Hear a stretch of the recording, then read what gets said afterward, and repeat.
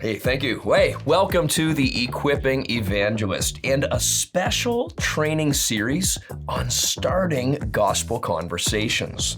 Now, in our Equipping Evangelist training, we follow the evangelistic example of both Jesus and Paul.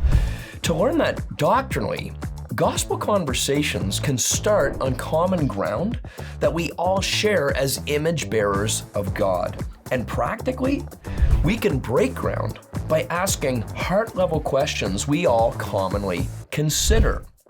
And really, with so much common ground as God's creatures, and so many heart-level questions we all commonly consider, quite literally, anything goes for starting gospel conversations, even with total strangers. And to sort of test that truth, I selected, sealed, and sent two other Equipping Evangelists crazy pictures to serve as what I've called secret conversation starters that they weren't even able to see until they hit the streets and opened the envelopes. So that's exactly what they did. And what I want to do right here, right now with you is we want to watch what happened when they opened this same secret conversation starter for the very first time. And then after we do, what I'm going to do is I'm going to respond with equipping comments and then close by teaching through anything that I might have done, well, a wee bit different as the equipping evangelist. But first, now that this secret conversation starter has been returned to sender, like me, I want to open it just for you. And as I do this, ask yourself, how would I start a gospel conversation using, this picture? Okay, are you ready? Well, here we go. And the first thing that I would suggest is titling the picture something that could really help start and steer a gospel conversation. And as I thought about this, I would call this picture transhumanism. Heard of it?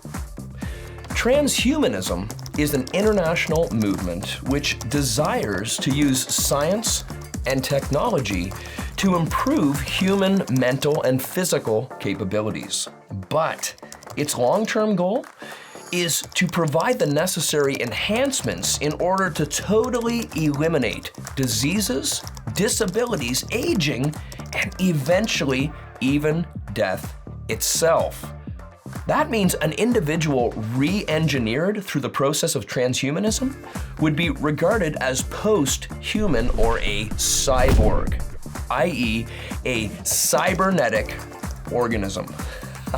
Lots to talk about there, but let's now watch what happened when our Equipping Evangelists opened this same envelope for the very first time to start a gospel conversation with a total stranger. Ah, yes. All right. It's a human finger reaching for a robot finger. What do you see when you look at that? What does that make you think of? Oh, it's a take on the famous sign of like God touching man. You know what I mean? Yeah. Yes. I mean the transcendence of, one could argue that we are just doing the same thing over and over again if you believe we live in a simulation. So where do you think this simulation and everything came from? Well, if you correlate all of the ancient pictographs, knowledge from around the world, from Mesopotamia all the way to South America, it tells the same story. I mean, some call them Anunnaki or some, there's a lot of different names for them. And the idea is the Atlanteans that survived, that had this advanced culture, the ones that survived landed in the Caucasus Mountains, which is where the word Caucasian comes from, and then populated and landed in Egypt, retold, tried to transfer the technology. That's why if you've studied the Pyramid of Giza, it is so far advanced that we can't even reconstruct it now. We're just beginning to understand how it generated power. Tesla knew this very well. And that's why he kind of used that as the basis for the Warrenclyffe station to generate wireless electricity and pass it on. The problem with us being created by some intelligent being other than God is that is that then you run into the endless loop. Okay, who created that Yeah. being and that being and that being? Yeah, exactly. So if I believe that the Anunnaki who came from a different planet and there was some galactical space battle and the refugees from that landed here and tried to restart a civilization, then who created them? And yeah, I get that, yeah. Whew, okay. Well, just for starters, I just loved, I loved how Daniel's ice-breaking question was so disarming and really so open-ended. What does this picture make you think of? And where'd my picture go? Let me grab that again here. What does this picture make you think of? This one, right? That's what we flashed. This picture make you think of. And then he actually, he allows his new friend to answer. And note this, he gives him plenty of time to do so. Patience and gospel witness is very, very important. And so the dude said something like this. Well, it's a take on the famous sign of God touching man. And then he adds, one could argue we're just doing the same thing over and over again, like a simulation. I've never heard this before, but that's very fascinating. And so what does Daniel ask? Well, if you rewind it and listen again, Daniel asks, well, where do you think this simulation came from? Now, why does he ask that? Because he's starting to steer his new friend toward God and creation. More on that in a moment. But then Daniel says this, the problem, it's a key word, the problem with us being created by some intelligent being other than God is that you run into an endless loop. Like, who created who? Man, that's a really good point, really good question. So if you're taking notes, and I sure hope you are, Daniel started this gospel conversation on common ground, and then he steered the conversation toward God as creator. That is great stuff. Okay, so now we want to watch what happened when another equipping evangelist named Luke, he actually opens this envelope for the very first time to start a gospel conversation with a total stranger. Let's see how this unfolded. Okay, wow. We got ourselves a picture of what I think is a robot hand and the hand of just a normal person reaching out and touching, similar to Adam and God, the famous artwork. So now we're seeing this robot hand and then the other picture. That's what it reminds me of anyway. What do you think about that? So Yeah, a take on the creation of man. there it is. Yeah. I thought the same thing. Very cool. But- So, like, tell me what you think about the two. One's a human hand, one's a robot hand. So Yeah. probably illustrating some connection between the digital world or the robotic world and the human world. Yeah, sure. Something like that. Yeah. I don't know. That's Yeah. my guess. Right on. So the first question that I had, because I knew I was obviously going to be doing an interview about the picture, which one would you say is more intelligently designed? Probably the human hand. Yeah, Everything's covered. Like the wrist is exposed there. right. Wrist is exposed. The yeah. wrist is covered up in the human hand. Yeah. And do you think, obviously, this hand was the creator of this hand, essentially? Suppose you could infer that. Yeah. So when I said which one actually had more intelligence, you did point towards the human hand. So do you believe in a creation, or do you believe in a creator? Like something with intelligence made that human hand intelligent? Or do you believe that things came from natural processes? I think both are equally possible. Okay, haven't set your No. stake in the ground on one or the other? I've learned about human evolution a lot and Uh-huh. read about the origins of the universe, but Right. even Yeah. people who research the origin of the universe and not many people who research evolution think it's equally possible there could be some greater entity that created this all, as Right. there is the possibility that just random happenstance led to this, led to right. you and me talking with a microphone between Right, us, about this like stuff. that. Yeah, exactly. Okay, well, like Daniel, I love how Luke also, he starts this conversation on common ground, by asking really the same sort of disarming and open-ended question. What do you think about that? He's sincere about this. And on a discipleship note, how easy would it be for any of us to ask anyone that same question about anything going on in culture? What do you think about that? What do you think about that news story? What do you think about that social media post? What do you think about that? And actually let them weigh in. And Luke's new friend says actually the same thing as Daniel's. You heard this. He says it's a take on the creation of man. But then Luke asks a brilliant question. This is actually a question I'm going to use myself. This is so good. Which one would you say is more intelligently designed? Wow. Of course, this man says that the human hand is obviously more intelligently designed.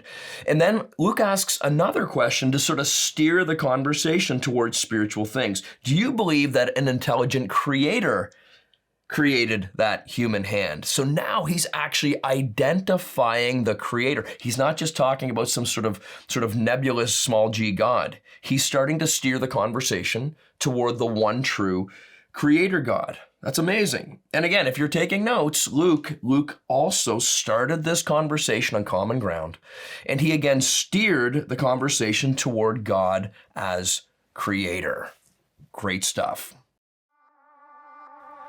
Okay, so Cory, look, what were you personally thinking when you selected this particular picture as your secret conversation starter? Well, keeping in mind that literally anything goes for starting gospel conversations, I want to briefly teach through how I'd personally use this particular picture to start and steer a gospel conversation. First, for confident conversational evangelism, that's what we're going after. I find it very helpful to have a simple conversational framework to follow. I'm a big fan of frameworks. So my favorite is the 3 big questions. When you read Paul's evangelism encounter in Acts chapter 17, you'll hear how he starts his gospel conversation on common ground that we all share as creatures of our Creator God, and he intimates 3 big questions of life and death matters that we all commonly consider. Question 1, where do we come from? Question 2, what's the meaning of life? Question 3, what happens after we die? Now, obviously as Christians, we need to know and share the truth that Jesus is the answer to the 3 big questions. Christ is our creator, Christ is our life, and Christ is our resurrection. So when I see this picture or any picture, I simply ask myself, to which of the 3 big questions does it most clearly connect? And I'd connect this picture to the big question number 1, which is about origins. So with that simple framework in mind, here are a few questions I might ask to start a gospel conversation. Like both Daniel and Luke asked, what does this picture make you think of? And as Daniel's new friend commented, it's obviously kind of a parody of the creation of Adam by Michelangelo. So in the big picture, who made who? Do machines make man? Or does man make machines? Obviously, man makes machines. And doesn't it make sense that a creator must be more intelligent than what's created? Well, human beings are obviously the most intelligent creatures on earth. So who created us and why? And that question could lead the conversation from where we come from to the meaning of life, and then to what happens after we die. Can technology somehow produce immortality like many transhumanists hope? No, because transhumanism is a materialist movement that denies the spiritual. But Scripture says in 1 Thessalonians chapter 5, may the God of peace himself sanctify you completely, and may your whole spirit and soul and body be kept blameless at the coming of our Lord Jesus Christ. He who calls you is faithful. He will surely do it. How does that passage tell us the truth about immortality? Because here Paul, as inspired by God the Spirit, teaches us that an individual is composed of three parts: body, soul, and spirit. And the soul, the intellect, emotions, and will, and the spirit, the conscience, and the capacity to worship God are eternal. That's how and why we know that everyone after death will receive a new resurrected body, with some enjoying their new body in heaven and all the others being forever judged in hell. That's why all people need to be rescued by Jesus before they breathe their last, and why we go and share His gospel with all people before we breathe our last, Christians. To get better equipped for evangelism, you can watch full and really fun episodes of Anything Goes with the Cross Current right here on our YouTube channel. In closing, I'm Cory McKenna, the equipping evangelist who's equipping evangelists.